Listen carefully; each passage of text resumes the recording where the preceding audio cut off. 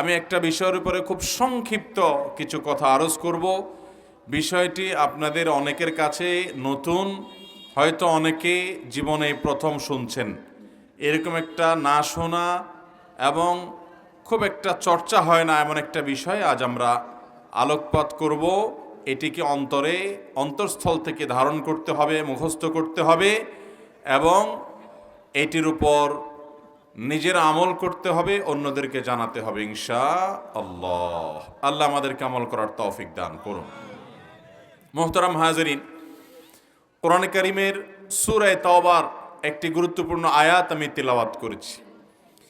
এই আয়াতে আল্লাহ রাব্বুল আলামিন ইরশাদ করেছেন, নবমণ্ডল এবং ভূমণ্ডলের সৃষ্টির দিন থেকেই সৃষ্টি জগতে আল্লাহ রাব্বুল আলামিন এই ভূমণ্ডলে, নবমণ্ডলে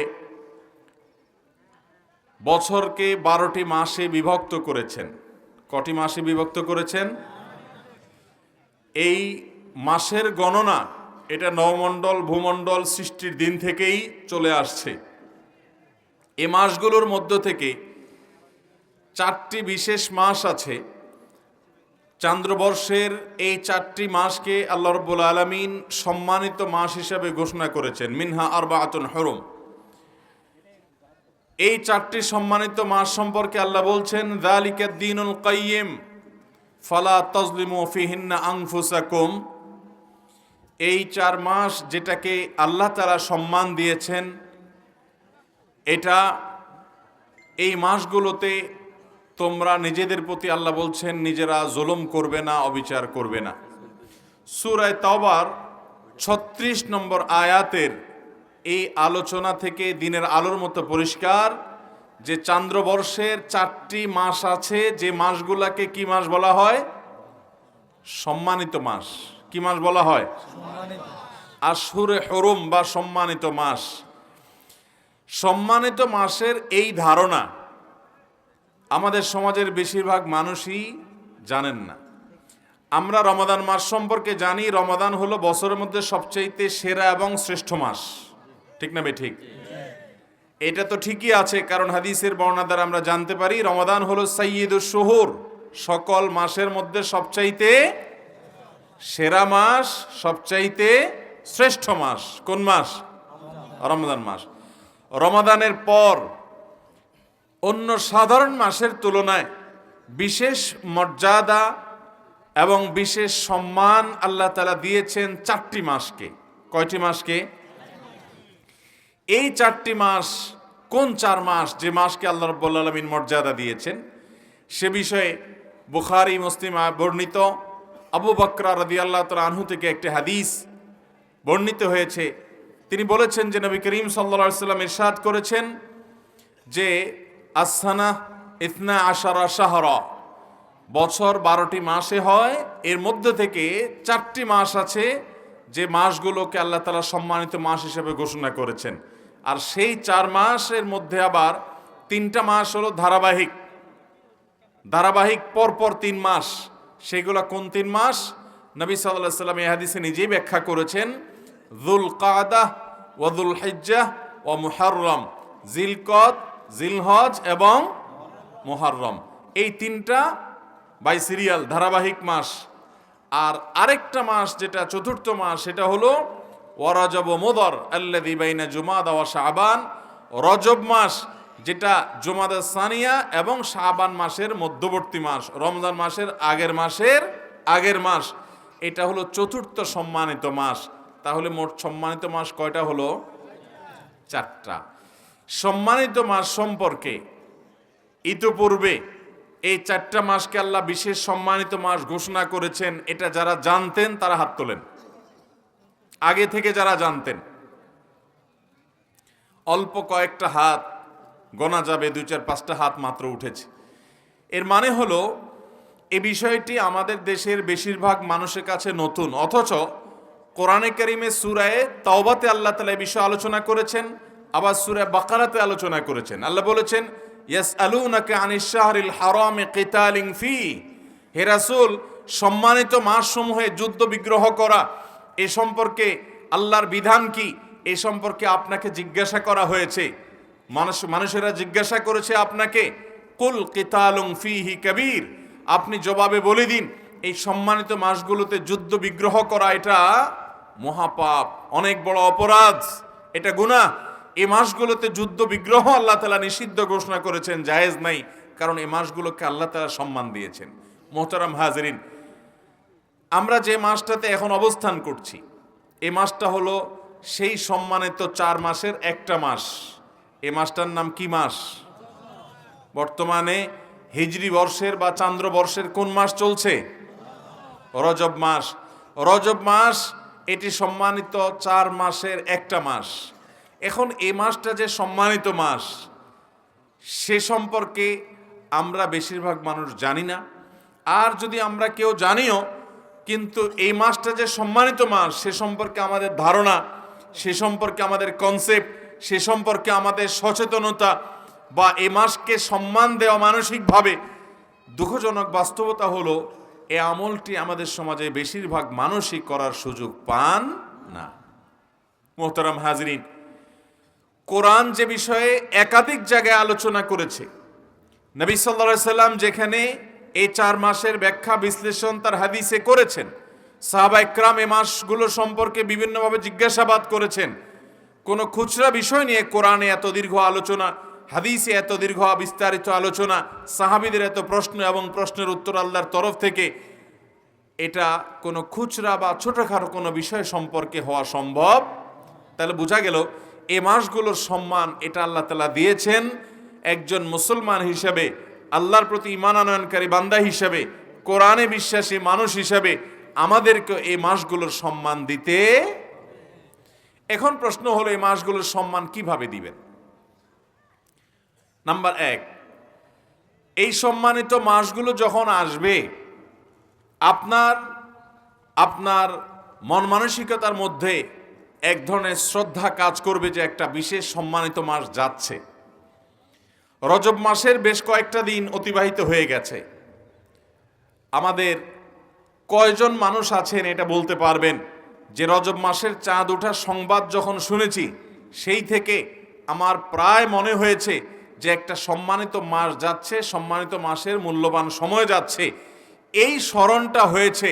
এবং সম্মানিত মাসের কথা স্মরণ হওয়া এবং সম্মানিত মাসকে মনে মনে সম্মান প্রদর্শন করা, এটাও এ মাসের একটা আমল, এই সম্মানিত মাসগুলোর সম্মান প্রদর্শনের অংশ।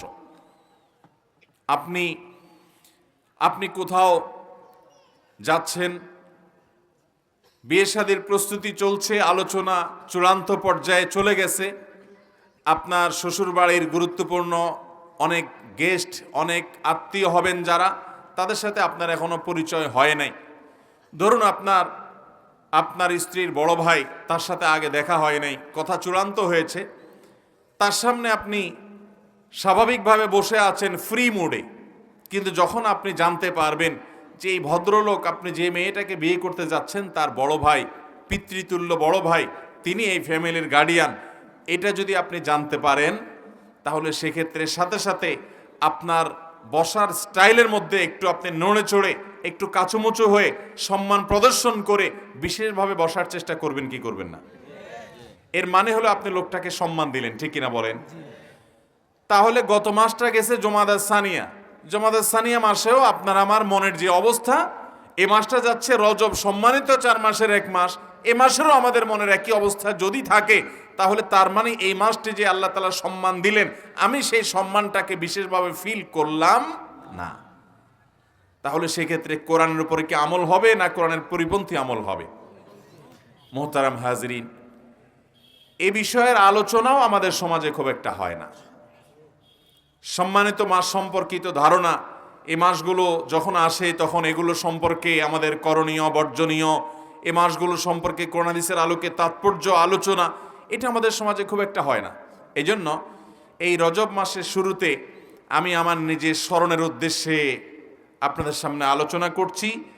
এখন থেকে আসুন আমরা নিয়ত করে নিই, আমার জীবনের প্রতি বছর যখন রজব মাস আসবে, যখন জিলকদ, জিলহজ, মুহররম এই 3টা মাস অতিবাহিত হবে, এই সময়গুলোতে আমরা আল্লাহর দেওয়া সম্মানিত মাস যাচ্ছে এই কথা মাথায় রেখে এই মাসগুলোর প্রতি মনে মনে সম্মান প্রদর্শন করব ইনশাআল্লাহ। মনে থাকবে তো? এবং এই মাসগুলো সম্পর্কে যাদের ধারণা নাই, আজকের এই মাহফিল শেষে সে সকল বন্ধুদের সাথে, সে সকল ভাইদের সাথে সম্মানিত মাসের এই কনসেপ্ট, যেটা কোরআন বর্ণিত, যেটা হাদিস বর্ণিত, যেটা মানুষ, বেশিরভাগ মানুষ জানে না, সেটা আমরা অন্যদের সঙ্গে শেয়ার করব। ঠিক আছে তো ইনশাআল্লাহ?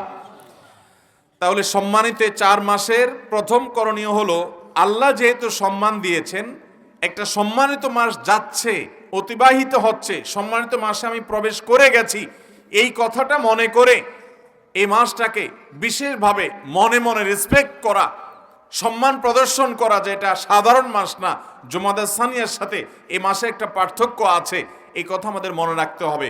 অথচ বাস্তবতা হলো জুমাদা সানিয়া মাস যেভাবে যায় আমাদের, রজব মাসও একইভাবে যায়। রজব মাস ঢুকেছে, জুমাদা সানিয়া মাস শেষ হয়ে, এতে আমাদের তেমন কোনো বিহিত নাই, আমাদের মধ্যে তেমন কোনো মানসিক পরিবর্তন। এখান থেকে বোঝা যায় এই সম্মানিত মাসের সম্মান আমরা মনে মনে প্রদর্শন করছি।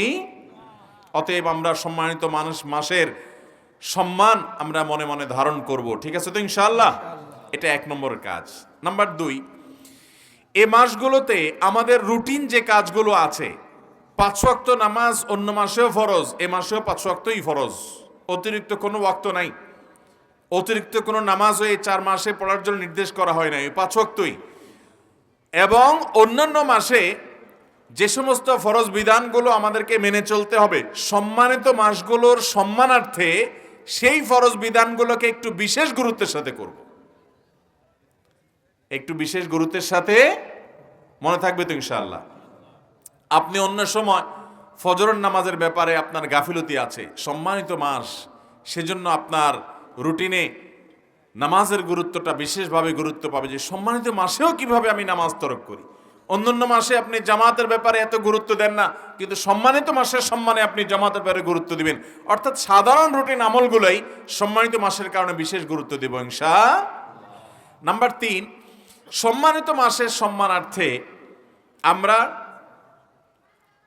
অন্যান্য মাসে পাপাচার, গুনাহে লিপ্ত হওয়া, সেটা যেরকম অপরাধ, সম্মানিত মাসে গুনাহে লিপ্ত হওয়া ডাবল অপরাধ। কারণ আল্লাহ তাআলা সম্মান দিয়েছেন যে মাসকে, সে মাসকে আপনি অসম্মান করেছেন, সে মাসে আল্লাহর নাফরমানি করেছেন। কেউ বিড়ি সিগারেট খাইলো, সে গুনাহ করলো, মুরব্বীদের সামনে খাইলো, অন্যদের সামনে খাইলো, সে বেয়াদবি করলো। কিন্তু একই কাজ যদি নিজের বাপের সামনে করে, শ্বশুরের সামনে করে, তাহলে বেয়াদবি ডবল হবে না? কারণ একে তো তুমি অপরাধ করছো, আবার নিজের বাবার সামনে বিড়ি খেয়ে, সিগারেট খেয়ে, তোমার শ্বশুরের সামনে ধূমপান করে তুমি ধোঁয়া ছেড়ে রীতিমতো তোমার উচ্ছৃঙ্খলতা, তোমার অসভ্যতা, তোমার অসৌজন্যতা, তোমার ভিতরে অভদ্রতার প্রমাণ তুমি দিলে। এটা সমাজের যে কোনো মানুষ জানে যে সাধারণ ধূমপান করা সেটা তো অপরাধী, কিন্তু যদি কোনো মুরব্বীর সামনে, নিকটাত্মীয়ের সামনে, সিনিয়র ব্যক্তির সামনে করে, সেটা আরো অপরাধের মাত্রা বেশি হয়। ঠিক একইভাবে অন্য মাসে আপনি হারাম জিনিস মোবাইলে দেখলেন, হারাম কথা মুখে বললেন, হারাম কাজ সম্পাদন করলেন, সেটা অপরাধ, সেটা গুনাহের কারণ। কিন্তু সম্মানিত 4 মাসে আপনি যদি এই গুনাহের কাজগুলোই করেন, তাহলে সেক্ষেত্রে আপনি অপরাধের ক্ষেত্রে ডাবল অপরাধ করলেন, সম্মানিত মাসের সম্মান নষ্ট করলেন, সম্মানিত মাসকে অসম্মান করলেন। আল্লাহ তাআলা কোরআনে কারীমে সূরা তাওবার 36 নম্বর আয়াতে বলেছেন, ফালা তাজলিমু ফিহিন্না আনফুসাকুম, সম্মানিত মাস যখন আসবে তখন তোমরা নিজেদের প্রতি অবিচার করো না। অর্থাৎ এই মাসগুলোতে গুনাহ, পাপাচার এবং আল্লাহর নাফরমানি, আল্লাহর অবাধ্যতার এই কাজগুলো এই মাসগুলোতে করবে। তাহলে 3 নম্বর আমলও পেয়ে গেলাম, 3 নম্বর কর্মসূচি পেয়ে গেলাম। অন্য মাসে যে পাপাচারগুলো আমরা পরিহার করি, এই সম্মানিত মাসগুলোতে একটু বিশেষ গুরুত্বের সাথে সেই পাপাচার পরিহার করবো ইনশাআল্লাহ। আল্লাহ আমাদেরকে তৌফিক দান করুন। নাম্বার 4, সম্মানিত মাসে যুদ্ধ বিগ্রহ করতে আল্লাহ তাআলা নিষেধ করেছেন। আল্লাহ তাআলা বলেছেন, ইয়াসআলুনাকা আনিশ শাহরিল হারাম কিতালিন ফীহি, হে রাসূল, সম্মানিত মাসে যুদ্ধ বিগ্রহ করা সম্পর্কে আপনার কাছে জিজ্ঞাসা করে তারা। কুল কিতালুন ফীহি কাবীর, আপনি তাদেরকে জানিয়ে দিন যে এই মাসে যুদ্ধ বিগ্রহ করা এটা মহাপাপ এবং আল্লাহর পথে আসতে মানুষকে বাধা দান করার শামিল, জঘন্য অপরাধ। এই জন্য অনেক ইমাম মুফাসসিরদের মতে আক্রমণাত্মক যুদ্ধ, আগবেড়ে যুদ্ধ, এটা এই সম্মানিত মাসগুলোতে নিষিদ্ধ। হ্যাঁ, কেউ যদি আগে থেকে যুদ্ধ চাপিয়ে দেয় তখন প্রতিহতমূলক যুদ্ধ করা জায়েজ আছে। আমরা বেশিরভাগ মানুষ সৈনিক নই। আমরা বেশিরভাগ মানুষ আমাদের পেশাগতভাবে সৈনিক না হওয়ার কারণে যুদ্ধে অংশগ্রহণের আপাত সম্ভাবনা আমাদের কম। কিন্তু একজন মুসলমান হিসেবে মিনি যুদ্ধ যেগুলো আছে, মিনি যুদ্ধ মানে ঝগড়াঝাটি, গন্ডগোল, ফাসাদ, মারামারি, সম্মানিত মাসের সম্মানার্থে সে কাজগুলো আমরা পরিহার করার চেষ্টা করব। তাহলে 4 নম্বর কর্মসূচি আমরা পেয়ে গেলাম। এই 4টা কর্মসূচিকে আমরা বিশেষভাবে যদি পালন করি, ইনশাআল্লাহ বিইذনিল্লাহ সম্মানিত মাসের সম্মান রক্ষার্থে আমি আমার যতটুকু দায়িত্ব কোরআন এবং হাদিসের আলোকে আমাকে দেয়া হয়েছে সেটি পালন করার চেষ্টা আমি করলাম। সবাই চেষ্টা করব তো? আল্লাহ আমাদের সবাইকে আমলের তৌফিক দান করুন। আমি আবারও বলছি 4টি আমল বা 4টি কর্মসূচি। নাম্বার 1, সম্মানিত মাস যাচ্ছে, এই কথাটা চিন্তা করবেন যে এটা সম্মানিত মাস, জেনারেল বা সাধারণ কোনো মাস না। অন্য মাসের চাইতে এই মাসের পার্থক্য হলো এই মাসকে আল্লাহ কোরআনে সম্মান দিয়েছেন, নবী সাল্লাল্লাহু আলাইহি ওয়াসাল্লাম তার ব্যাখ্যা দিয়েছেন। অতএব এই মাসটা সম্মানিত মাস হিসাবে মনে মনে এই মাসের প্রতি আমার সম্মান প্রদর্শন করব, সম্মান আমি ধারণ করব, লালন করব আমার মনে মনে। এটা হলো 1 নম্বর কাজ। এই যে রজব মাস চলে যাচ্ছে, কয়েকদিন হয়ে গেল, যদিও মাসের বেশিরভাগ দিন আলহামদুলিল্লাহ এখনো আছে, এই আমলটা এখনো করার সুযোগ আছে। সবাই করবো তো ইনশাআল্লাহ? যে কয়েকটা দিন চলে গেছে, এই কয়েকটা দিনে সম্মানিত মাস যাচ্ছে, এই কথা মনে হয়ে এই মাসের প্রতি আপনি শ্রদ্ধা মনে মনে জ্ঞাপন করেছেন, এরকম কোনো আল্লাহর বান্দা থাকলে আমার প্রশ্ন আগে বুঝেন। সম্মানিত মাস যাচ্ছে, রজব মাস সম্মানিত 4 মাসের একটা, যেহেতু আল্লাহ তাআলা এই মাসকে মর্যাদাপূর্ণ মাস, বিশেষ সম্মানিত মাস ঘোষণা করেছেন এবং আগে থেকে এটি চলেছিল, আল্লাহ তাআলা সেটাকে বলবৎ রেখেছেন, অ্যালাউ করেছেন। তো এই সম্মানিত মাস যাচ্ছে এই কথা মনে করে রজব মাসের যে কয়েকটা দিন গেছে সেই কয়েকটা দিনে মনে মনে এই মাসের প্রতি সম্মান শ্রদ্ধা জ্ঞাপন করেছেন যারা, এরকম কেউ থাকলে হাত তোলেন তো দেখি। বুঝেছেন কিছু? কি বুঝেছেন? না বুঝে হাত তুলেছেন। কারণ আমি জানি এই আমল কর্ণওয়ালা মানুষ হাজার হাজার মানুষের ভিতরে 1-2 জন পাওয়া কঠিন হবে। প্রথমত মানুষ জানেই না, আমাদের মধ্যে জানাশোনাই খুব কম। দ্বিতীয়ত আমরা যারা জানি তাদের মধ্যে আবার এই মাসকে সম্মানিত মাস যে যাচ্ছে সেই কনসেপ্টটা মাথায় উপস্থিতি হয় খুব কম। অর্থাৎ শুধু এটা আমি জানি, কিতাবে আছে, জাস্ট এতটুকু, ওটার ফিলটা আমরা করি না। অতএব আজকে থেকে আমলটা করবো তো ইনশাআল্লাহ। সম্মানিত মাসের প্রতি মনে মনে সম্মান আমরা জ্ঞাপন করব, 1। দ্বিতীয়ত, অন্য সময় যে আমলগুলো আমি করি সম্মানিত মাস দেখে সে আমলগুলোকে বিশেষ গুরুত্বের সাথে করব। ফরজ নামাজগুলোকে আরো বিশেষ গুরুত্বের সাথে করব, কারণ সম্মানিত মাস যাচ্ছে। আর তৃতীয়ত, অন্য সময় যে সমস্ত গুনাহের কাজ করেন সম্মানিত মাসের সম্মানে সেই গুনাহের কাজগুলো ছেড়ে দিবেন। ছাড়তে না পারলে অন্তত আগায় আসবেন, খারাপ থেকে ভালোর দিকে আসবেন, যেহেতু সম্মানিত মাস যাচ্ছে। আল্লাহ তাআলা স্পেশালি নিষেধ করেছেন যে সম্মানিত মাসগুলোতে নিজের পায়ে নিজে কুড়াল মেরো না, পাপাচার করো না। এটা সম্মানিত মাসের অসম্মান করার কারণে অন্য সময় একই গুনাহ করার চাইতে এই সময় গুনাহ করলে তার মাত্রা, ভয়াবহতা, শাস্তি বেশি হবে। বিধায় আমরা এই মাসগুলোতে পাপাচার এবং গুনাহ থেকে বেঁচে থাকার চেষ্টা করব। 4 নম্বর কর্মসূচি হলো এই মাসগুলোতে যুদ্ধ বিগ্রহ করা যাবে না। তো আমরা যুদ্ধ বিগ্রহ করার মতো সিচুয়েশন আমাদের জীবনে আসে খুব কম, বা আসে না বললেই চলে, সৈনিক নয় বেশিরভাগ মানুষ। অতএব আমরা মিনি যুদ্ধ, ঝগড়া ঝাঁটি, গন্ডগোল, ফাসাদ যথাসম্ভব এগুলো অন্য সময় পরিহার করব। সম্মানিত মাসের সম্মানে এগুলো আমরা যথাসম্ভব পরিহার করে চলব, চেষ্টা করব তো ইনশাআল্লাহ। আল্লাহ তাআলা আমাদের সবাইকে সম্মানিত মাসের এই ধারণা, এটা আমাদের ভেতরে ধারণ করা, জীবনের তরে এটাকে মাথায় গেঁথে নেওয়া এবং কর্মসূচিগুলো পালন করা, অন্যদের মাঝে এই সম্মানিত মাসের কনসেপ্টের দাওয়াতকে পৌঁছে দেওয়ার তৌফিক দান করুন। সবার চেষ্টা করব তো ইনশাআল্লাহ। সম্মানিত 4 মাস, মুখস্থ রাখা অনেক সহজ। জিলকদ, জিলহজ, মুহররম, সিরিয়াল বাই 3টা। আর চতুর্থটা কোনটা? রজব মাস। বাস।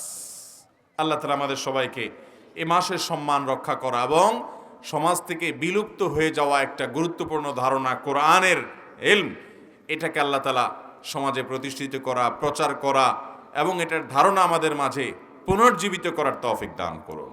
জাযাকুমুল্লাহু খায়রা ওয়া আখিরু দাওয়ানা আলহামদুলিল্লাহি রাব্বিল আলামিন।